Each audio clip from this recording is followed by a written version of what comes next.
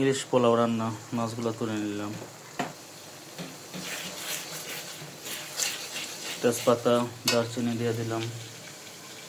এখন দিব টক দই দিয়ে ফেটে রাখা দুধ। দিব চামচ ঘি। এখন দিয়ে দিব হাফ সিদ্ধ করা পোলার চাল।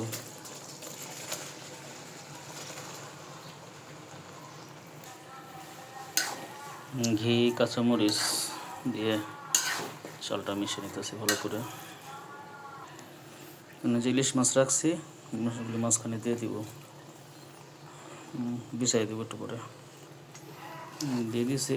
এখন ওগুলো ঢেকে দিব, ঢেকে 10 মিনিট রাখলেই হইব। যেভাবে এখন ঢেকে রাখবো কিছুক্ষণ, আমাদের ইলিশ পোলাও রেডি। এখন মাছগুলো আস্তে আস্তে বের করে ফেললে হবে। সব রেডি। ধন্যবাদ সবাইকে।